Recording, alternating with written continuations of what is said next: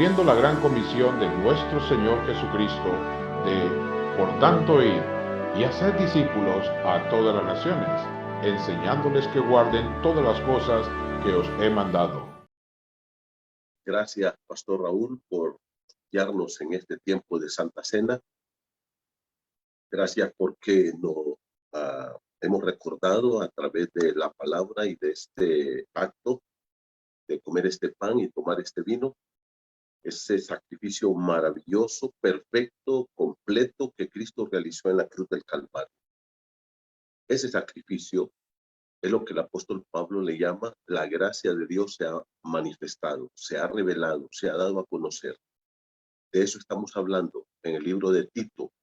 Yo quiero invitarle que vaya conmigo. Hoy concluimos el estudio de esta carta. Espero que haya sido de provecho para sus vidas, que ustedes hayamos aclarado nuestra mente en muchos conceptos, pero no solamente eso, sino el concepto de retarnos a vivir vidas que le agradan al Señor. La gracia de Dios, como lo hemos estado diciendo, mi hermano, no es en ningún momento una licencia para vivir descuidadamente, carnalmente, mundanamente. Absolutamente. La gracia de Dios nos enseña la salvación por fe y luego a vivir en santidad. El apóstol Pablo, hablando en Romanos 5, termina diciendo, cuando el pecado abundó, sobreabundó la gracia. Entonces Pablo dice, alguno por ahí puede pensar que entonces hay que abandonarse en el pecado para que haya más gracia. Y en el capítulo 6, él responde, en ninguna manera. Ni tan siquiera se nos ocurra en algún momento pensar de esa forma. Quiero invitarle a ir a Tito, capítulo 3, mi hermano. Vamos a leer la última parte de esta carta, los últimos versículos, y luego vamos a terminar haciendo un resumen de lo que es la carta a Tito, de lo que nos enseña sobre la gracia de Dios, que es el tema de esta carta realmente. Lea conmigo Tito, capítulo 3, por favor. Vamos a leer del versículo 8 hasta el 15. Dice así la palabra del Señor. Tito 3, del 8 al 15. Palabra fiel es esta, y en estas cosas quiero que insistas con firmeza, para que los que no creen en Dios procuren ocuparse en buenas obras. Estas cosas son útiles, son buenas y útiles a los hombres, pero evita las cuestiones necias y genealogías y contenciones y discusiones acerca de la ley, porque son vanas y sin provecho. Al hombre que causa divisiones, después de una y otra amonestación, deséchalo, sabiendo que el tal se ha pervertido y peca y está condenado por su propio juicio. Cuando envíe a ti a Artemas o a Tíquico, procura venir a mí a Nicópolis, porque haya determinado pasar el invierno. A Zenas, intérprete de la ley, y a Apolos, encamínales con solicitud, de modo que nada les falte. Y aprendan también los nuestros a ocuparse en buenas obras para los casos de necesidad, para que no sean sin fruto. Todos los que están conmigo te saludan. Saluda a todos los que nos aman en la fe. La gracia sea con todos vosotros. Amén. Tremendo cómo Pablo va a cerrar su carta, mis hermanos. Si ustedes miran, el apóstol Pablo comienza en el capítulo 3, verso 1, diciendo, recuérdales. O sea, son cosas elementales que tenemos que estar recordando tanto a nosotros como a toda la congregación. Hermanos, la repetición es importante. Y esto no se trata de que, es que el pastor ya lo dijo. Miren ustedes, aquí Pablo dice, recuérdales. O sea, ya ellos lo saben esto. Ellos ya se los he enseñado, ellos ya lo han escuchado, pero tenemos que estar insistiendo en estas cosas. ¿Y en qué? Bueno, ya lo estudiamos este pasaje y básicamente es a un cambio de vida. Dice que nosotros éramos en otro tiempo, mira el versículo número 3, insensatos, rebeldes, extraviados, esclavos de concupiscencia y de deleites diversos, viviendo en malicia y envidia, aborrecibles y aborreciéndonos unos a otros. Este éramos es un verbo que está en tiempo pasado y apunta al tiempo de nuestra vida sin Cristo, de nuestra vida antes de nuestro encuentro con Cristo. Versículo número 5, pero dice, nos salvó, Dios nos salvó. Si ustedes miran, hermanos, aquí en este pasaje, la salvación es de Dios, Él es el que nos salva. Y la Biblia dice, yo soy Jehová y no hay quien pueda salvar más que yo. Solo Dios puede salvar al ser humano. Él nos salvó, y este verbo también increíblemente está en tiempo pasado, un auristo, que habla de un evento específico y que tiene repercusiones hasta la eternidad. Dice, nos salvó, o sea, ya somos salvos. No dice, nos está salvando, no dice, nos va a salvar en algún día. La salvación ya la tenemos, es nuestra. No se puede perder, no se puede perfeccionar, no se puede ir lográndola poco a poco. No, eso no es así. La salvación es un evento que Dios hace en la vida de cada uno de los que ponen su fe en Cristo como su Señor y Salvador. Ahora miren cómo dice, Él nos salvó, es Dios el que nos salva. Nosotros somos sujetos pasivos en esto de la salvación. Y si usted quiere saber qué pusimos nosotros para que Dios nos salvara, solo nuestros pecados, nada más. Eso fue todo. Ahora Pablo dice, recuérdales todos estos detalles y que somos salvos y que Dios nos salvó, no para vivir vidas descuidadas, no para vivir para nosotros mismos, para darle rienda suelta a los deseos de la carne. Dios no nos salva para que nosotros vivamos para el materialismo. Dios no nos salva para que nosotros vivamos enfocados en este mundo.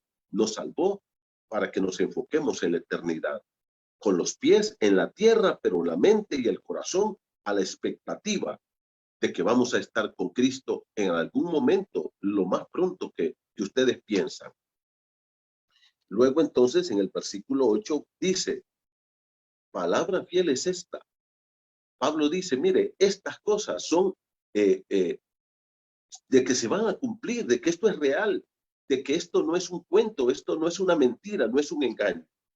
Y luego le recalca, mira, al final de la carta, le recalca y le dice, en estas cosas quiero que insistas con firmeza. Aquí Pablo le dice a su hijo amado, a Tito, quiero que tú confirmes estos, hermanos. La palabra insistir aquí es confirmar completamente. No sabemos cuánto tiempo Tito iba a estar ahí en Creta. Si ustedes lo miran conmigo un poquito más adelante, dice en el versículo número 12, cuando envíe a ti, a Artemas o a Tíquico, apresúrate a venir a mí a Nicópolis. Probablemente Pablo tenía en mente sustituir a Tito ya de Creta. Y le dice, cuando yo envíe ahí, voy a enviar, estoy pensando a Artemas o a Tíquico, entonces tú vente conmigo. Entonces no sabemos cuánto tiempo Tito iba a estar ahí, pero no era mucho tiempo. Ahora Pablo le dice, en este tiempo que tienes para estar ahí en Creta, ¿qué le dice? Quiero que tú confirmes completamente a esta gente, que la dejes bien afirmada en su fe. Y hermano, yo no sé cuánto tiempo yo voy a estar aquí con ustedes. Eso está en los planes y en la soberanía de Dios.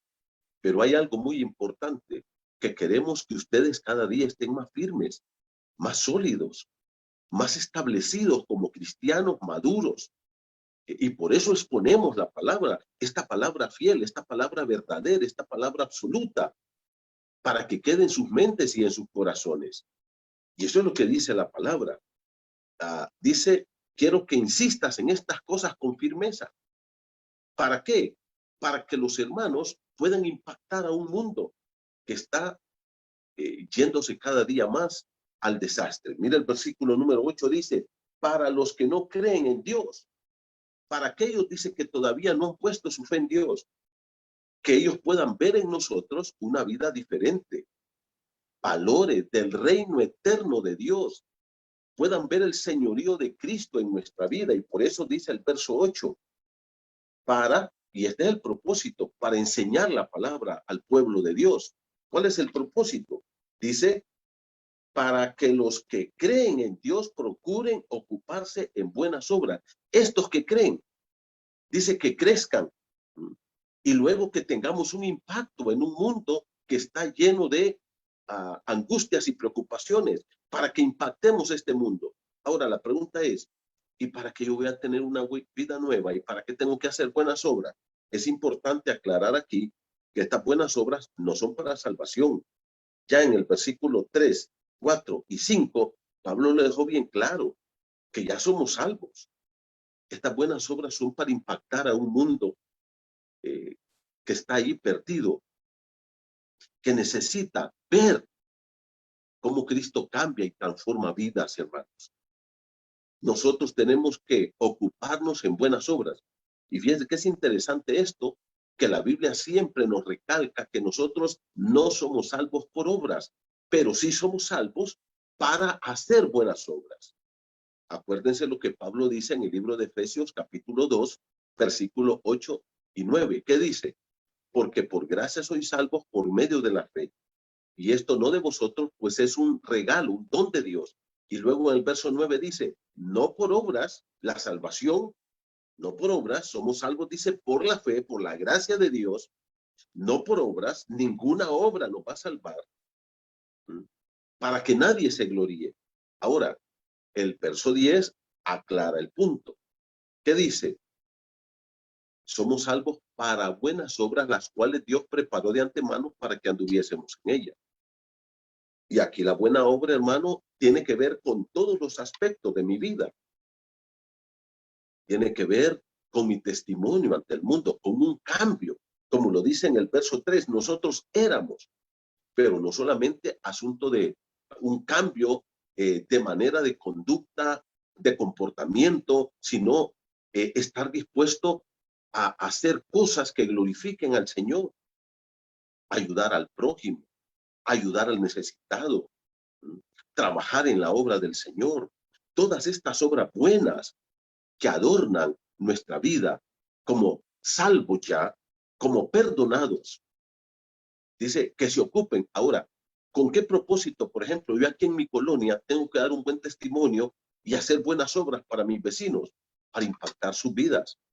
Y luego, ¿qué dice el versículo 8? Estas cosas son buenas y útiles a los hombres. ¿Ya se dieron cuenta?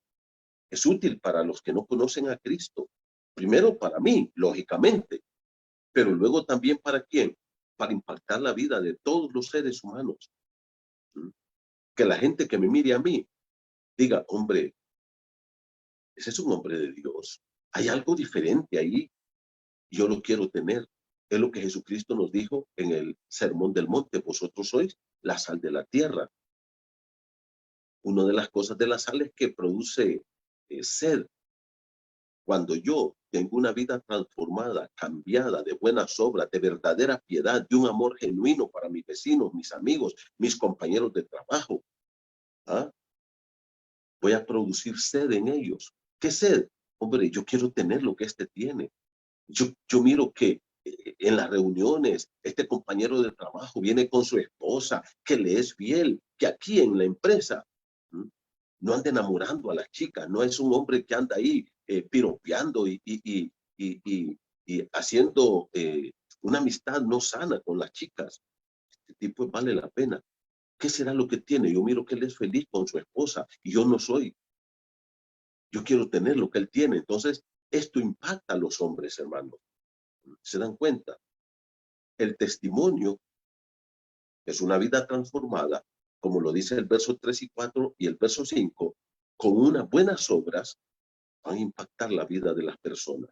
Y como dice Pablo en 1 Corintios 15, 58, así que hermanos míos, estad firmes creciendo en la obra del Señor siempre, sabiendo que nuestro trabajo en el Señor no es en vano. No es en vano, mi hermano, que nosotros trabajemos en el reino de Dios. Y cuando dice trabajar ahí, no solamente se está refiriendo a los maestros de escuela dominical, a los diáconos, las diaconisas, a los líderes de jóvenes, de damas, de caballeros, o a todo el ministerio que sale, por ejemplo, en la alabanza y todo esto. Eso está bien, pero vamos más allá, a hacer buenas obras, a ayudar, a dar un buen testimonio a nuestros vecinos, que nuestro solar esté limpio, Hay solares de los vecinos que están bien limpitos, con sus florecitas, y a veces los solares de nosotros los cristianos son un potrero completo, ¿no? Que cuando la gente pase, mire qué bonito tiene aquí el vecino, aquí colabora con nosotros en que se mire bonito el barrio. ¿Mm? Todos esos detalles, hermanos, son importantísimos. Impactan la vida de las demás personas. Pero luego, ¿qué dice? Mire el versículo número 9. Pero evita cuestiones necias. La palabra aquí, mis hermanos, quiere decir tontas, discusiones infructuosas. A veces nos ponemos a pelear o a discutir con nuestros vecinos, cosas que no tenemos que hacerlo, o con nuestros compañeros de trabajo. ¿Qué dice aquí? Evita cuestiones y genealogías y contenciones y discusiones acerca de la ley, porque son vanas y sin provecho. Lógicamente, Pablo está instruyendo a Tito en los problemas que le habló desde el capítulo 1, que son los judaizantes, que tenían unas listas interminables de genealogías, historietas, que estaban nada más provocados en las mentes de la gente que las había creado, y que ellos se encargaban de estar con todas estas cosas, discutiendo y hablando. Y dice Pablo, eso no aprovecha, eso no edifica. Evitemos al máximo estas cosas. Mira, a veces nosotros discutimos más de la política que hablarle a la gente de la Biblia. A veces hablamos más de Juan Orlando y criticamos al presidente y a esto y lo otro, de lo que hablamos de Cristo. ¿Qué provecho nos trae hablar del presidente, hablar de la política? Nada, nada. Y como dice la gente en la calle, la gente, lo popular, el hondureño dice, tiene tres cosas que son los puntos de discusión y de pleito: la religión, la política y el deporte. Y a veces discutimos más de un partido de fútbol o de un equipo, y discutimos y hablamos de lo que es hablar de la palabra de Dios. Dice que estas cosas son vanas y sin provecho. ¿De qué me sirve a mí discutir con alguien sobre un equipo de fútbol? ¿De qué sirve? El que es del Olimpia va a seguir siendo del Olimpia. El que es del Motagua seguirá siendo Motagua. Que yo sea de un equipo y me ponga a discutir, eso no trae provecho. Con nuestros amigos, en la colonia, en el vecindario, con nuestros compañeros de trabajo, con nuestros vecinos, quien sea, no discutamos de estas cosas. Si quieres aprovechar tu tiempo, habla de Cristo, comparte un testimonio, háblale a la gente de lo que Dios está haciendo en tu vida. Léele un versículo o díselo de memoria. Dice, mira como dice aquí, estas cosas son vanas y sin provecho. Tristemente, hermanos, en este tiempo estamos viviendo en un momento donde la gente ya no quiere hablar de la palabra de Dios, de Cristo, y mucho menos a veces hasta los cristianos han dejado eso ya. Y luego, ¿qué dice entonces la Escritura? Bueno, el apóstol Pablo dice, habla de las personas que causan división, y esto es dentro de la iglesia. Ahora, ¿quiénes son las personas que causan división? Mira conmigo el versículo 10 y 11. Dice, prácticamente con estos dos versículos, Pablo termina lo que es la enseñanza. Luego de ahí vendrán unas instrucciones. Dice, al hombre que cause divisiones después de una y otra amonestación, deséchalo. Ahora, ¿quiénes son los que están causando divisiones en la iglesia? Bueno, mira conmigo Tito 1:10. Dice Tito 1:10. La palabra del Señor dice así: porque hay muchos contumaces, habladores de vanidades y engañadores, mayormente de los de la circuncisión.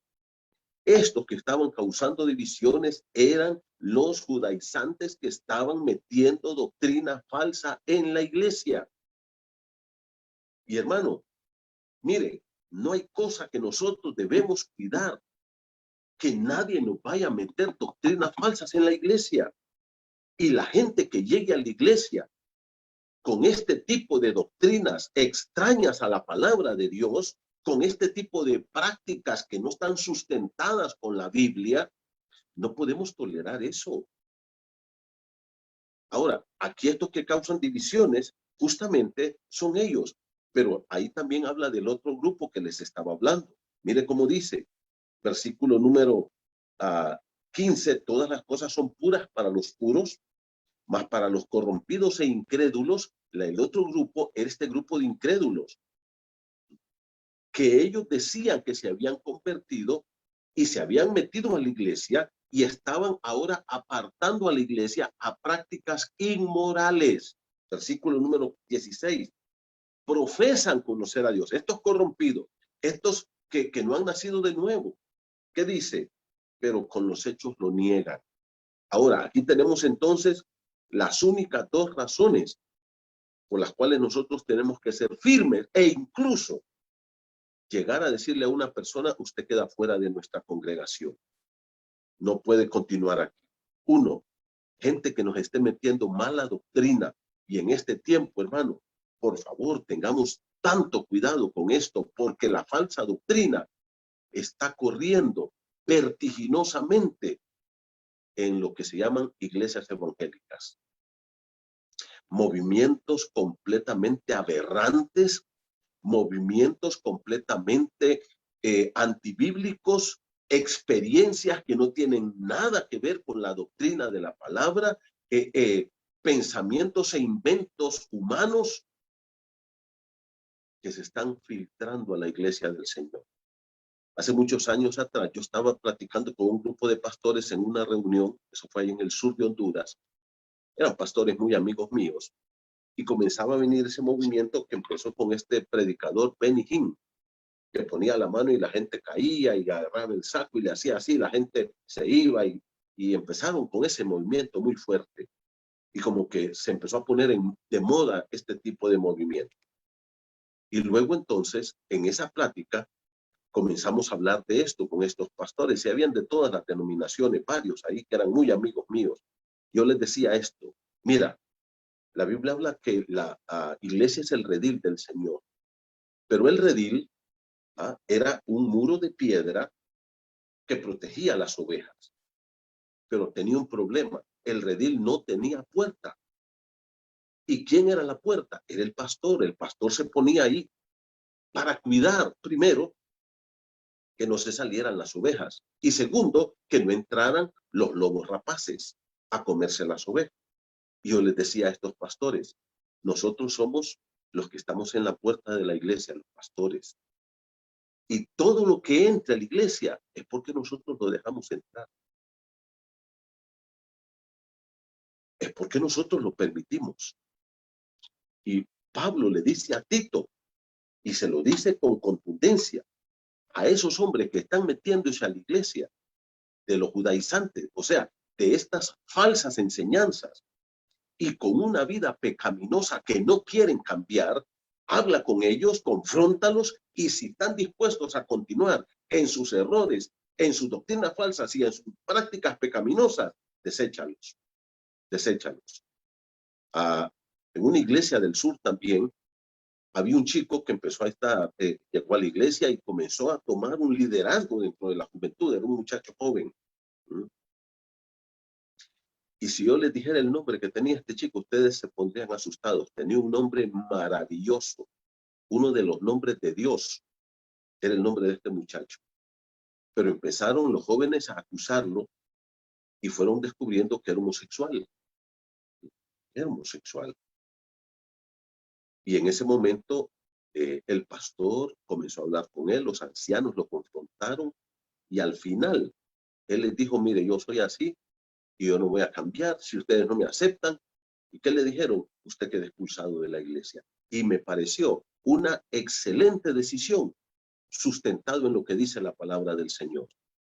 Una persona que es un tomate, una manzana podrida, que va a ir contaminando a saber a cuántos otros jóvenes en la iglesia. No quiere cambiar, no quiere dejar ese comportamiento pecaminoso. Dice, deséchalo. Y mire cómo dice, sabiendo, versículo 11, que el tal se ha pervertido. O sea, esta gente ya está con la conciencia cauterizada y no va a cambiar. Ya escucharon el evangelio y no ha tenido impacto en sus vidas.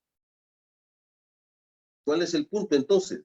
Deséchalo. Esta gente ya está condenada porque después de haber escuchado y que no le abrieron su corazón a Cristo y que no cambiaron sus falsas enseñanzas, dice, esa gente ya no tiene esperanza.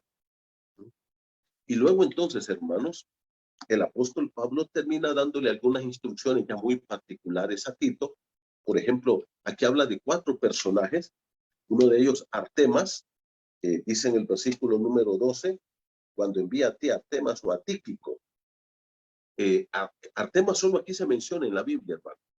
Probablemente, el nombre de este personaje era Artemídoros. Artemídoros, que quiere decir un regalo de Artemisa. Artemisa, ustedes saben que esta gente era pagana y esta gente le ponía estos nombres a sus hijos. Estos son gentiles. Y Artemisa, si ustedes se acuerdan de Diana de los Efesios, era esa diosa, que empezaron a tener un montón de nombres en diferentes lugares donde iba ahí, a la misma diosa le ponían otro nombre. Y Diana era la diosa de los Efesios. Entonces, este Artemas era un compañero de Pablo que estaba con él en Nicópolis, probablemente, y fue enviado por Pablo para sustituir a Tito allí en Creta y seguir el ministerio. Luego menciona también a Tíquico, que era otro de sus compañeros, que probablemente o Artemas o a Tíquico lo mandaba allá a Creta para que continuaran este trabajo. Versículo número 13 dice, a Zenas, intérprete de la ley, y a Apolos encamínales con solicitud, de modo que nada les falte. O sea, Zenas aquí, hermanos, se menciona solamente aquí. También, y dice que Zenas, si ustedes miran aquí, dice que era intérprete de la ley. No sabemos realmente, mis hermanos, si era de la ley judía, pero al estar estudiando esto, la palabra que usa Pablo aquí no es Torá o esas palabras que se utilizaban para el Antiguo Testamento, sino más bien la palabra es nomikos en el griego, y esta palabra nomikos habla de un experto en ley romana. Probablemente, mi hermano, lo que este Zenas era un abogado. Era un abogado. Y esa es la conclusión a que llegan los mejores intérpretes de la palabra de Dios, que no era un escriba experto en la ley, sino más bien un abogado experto en ley romana. Era un hombre muy preparado, y Pablo les dice, va a llegar ahí con Apolos. Ahora, ¿se acuerdan quién era Apolos? Apolos era un tremendo, era judío, y era un tremendo predicador de la palabra de Dios. Era un hombre con una elocuencia, pero extraordinaria. Y él llegó predicando la palabra, y dice que llegó a querer ir a Corinto, y fue a Corinto y estuvo predicando. Es más, si ustedes recuerdan, en Corinto, Apolos tenía un grupito que lo seguía dentro de la iglesia. Decían ahí, unos son de Pablo, otros de Pedro, otros de Apolos y otros de Cristo. Entonces, porque Apolos era un hombre tremendo para predicar la palabra. Era un gran colaborador de Pablo. Dicho sea de paso, Aquila y Priscila ayudaron a Apolos en corregir su doctrina. Y hablando de esto de ayudar a gente que tiene mala doctrina, dice que cuando Apolos llegó a Éfeso predicando, les predicaba. Y cuando Aquila y Priscila, que estaban ahí, los escucharon, lo llamaron, le dijeron, Apolos, ¿qué estás predicando? Y dice, bueno, yo predico lo que he escuchado, que es el bautismo de Juan. Y le dijeron, no, hombre, y le expusieron el camino del Señor. ¿Y sabe qué pasó? En ese momento Apolos cambió toda su doctrina, toda su teología, a la luz de la enseñanza de la palabra de Dios a través de 2 grandes siervos, Priscila y Aquila. Y luego dice, y como Apolos quería ir a Corinto, le dijeron, vete y predícales la palabra allá en Corinto. Entonces, esto habla de un hombre que realmente quiere aprender, de un hombre que verdaderamente quiere saber la palabra de Dios. Yo me acuerdo hace muchos años, yo tenía un gran maestro en el seminario. Este hombre hablaba 8 idiomas diferentes, y 4 o 5 idiomas más, él los manejaba muy bien. El doctor Francisco Lacueva. Francisco Lacueva era un sacerdote católico, y luego él empezó a estudiar otras cosas, y un día me dice, mira, Manuel, esto fue como que me quitaran el piso y ya no había dónde pararme, y comencé a tener una correspondencia con Samuel Vila, un gran pastor español, y con él yo me convertí a Cristo. Y luego entonces él se convierte al Señor y sale de la Iglesia Católica. Ya por el año 67 fue esto, y se fue a Inglaterra. Y allá estuvo viviendo en Inglaterra. Allá conoció en la iglesia a una chica y se casó con ella, y con ella tuvo 3 hijos. Pero la Cueva, cuando se convierte, él era amilenarista. Utilizaba una forma de interpretación amilenarista de la escritura. Y un día empieza a tener contacto con el doctor Carballosa, con Stanford Orr y con Samuel Vila y otros así, que son gente muy preparada. Y él me dice, mira, ahí tuve que tener otro giro para pasar de una interpretación amilenarista a una interpretación más gramático-histórica, más seria de la palabra de Dios. Esta es la gente que quiere aprender, que dice aquí Pablo. Hay gente que está en la iglesia que no quiere aprender, que él dice, yo ya sé esto. Y así es como yo lo sé, aunque no sea correcto lo que él sabe. Debemos estar abiertos a la palabra, hermanos. Y aquí tenemos a Apolos como un tremendo ejemplo. Y luego entonces dice, versículo 14, y aprendan también los nuestros a ocuparse. Otra vez recalca las buenas obras, a servir a la gente. Estos iban a llegar ahí y Pablo dice, atiéndanlo, denle lo que necesitan, apóyenlos en su ministerio, para los casos de necesidad, para que no sean sin fruto.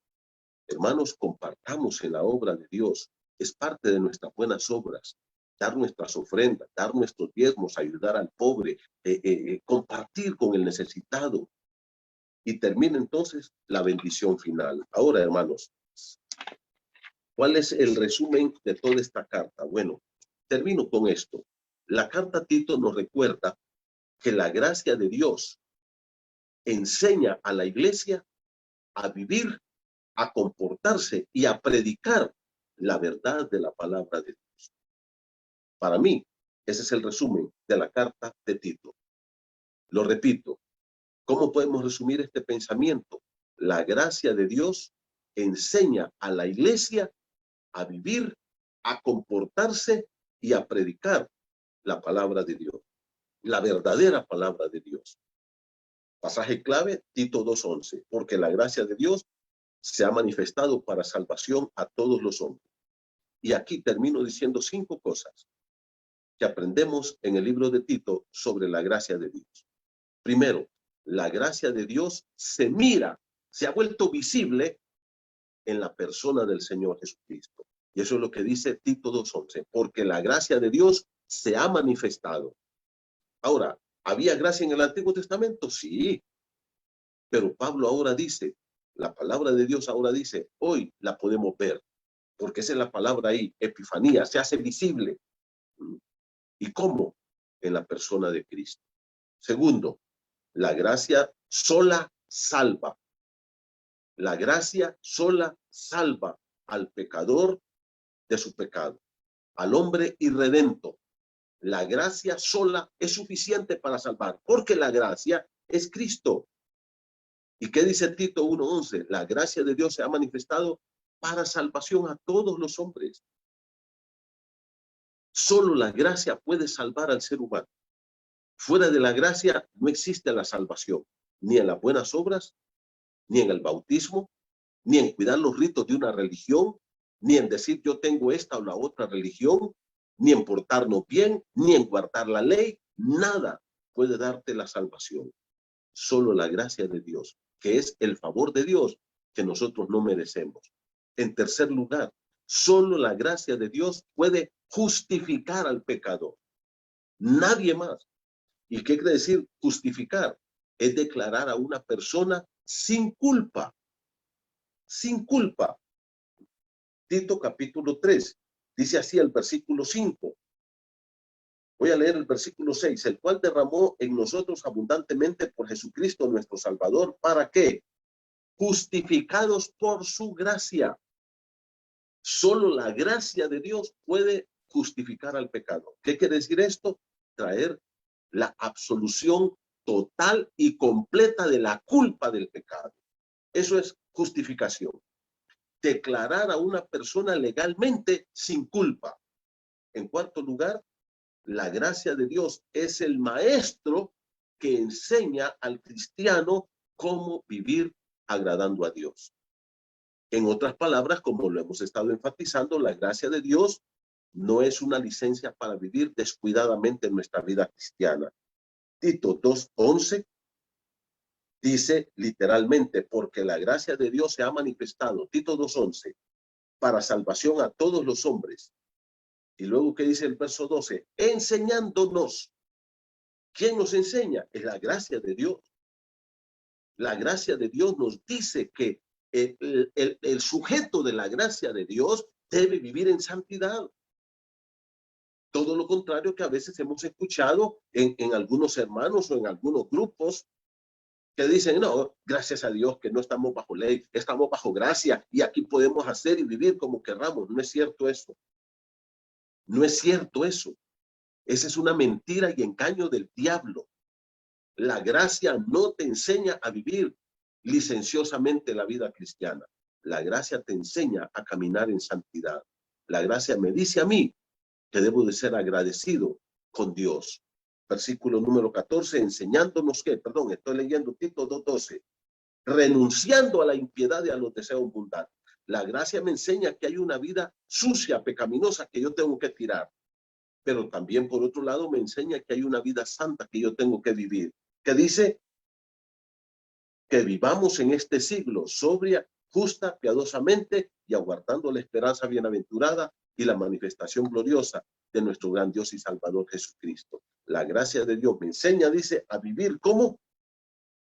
Me enseña a vivir sobria, justa, piadosamente y a la expectativa de que Cristo pronto nos lleva a la casa del Padre. Por último, en quinto lugar, solo la gracia de Dios trae esperanza segura a aquel que recibió el perdón y la salvación de sus pecados. Solo la gracia de Dios nos da esa esperanza segura. Dice así Tito 1:1. Pablo, siervo de Dios y apóstol de Jesucristo, conforme a la fe de los escogidos y el conocimiento de la verdad que es según la piedad, en la esperanza de la vida eterna, la cual Dios, que no miente, prometió desde antes del principio de los siglos. Esa esperanza segura de vida eterna que Dios no miente, ya lo prometió. Versículo número 3, y que su debido tiempo manifestó su palabra por medio de la predicación que me fue encomendada por mandato de nuestro Señor. ¿Cuál fue la predicación? El Evangelio. ¿Qué es el Evangelio? Es el Evangelio de la gracia de Dios. Tito 3:7 dice, para que justificados por su gracia, estoy leyendo Tito 3:7, viniésemos a ser herederos conforme a la esperanza de la vida eterna. Ya somos herederos, ya es nuestra. Ahí está nuestro nombre en el cielo, esperando que nosotros lleguemos nada más. Hermano, solo la gracia de Dios nos da la seguridad de la vida eterna. Qué lindo el libro de Tito, ¿no es cierto? Así como toda la palabra de Dios. Miércoles a las 7 les esperamos con un nuevo estudio. Un gran abrazo, les amamos mucho. Y a aquellos que no se han vacunado, les decimos, hermanos, piénselo, medítelo. Todavía hoy están vacunando, usted puede irse a vacunar.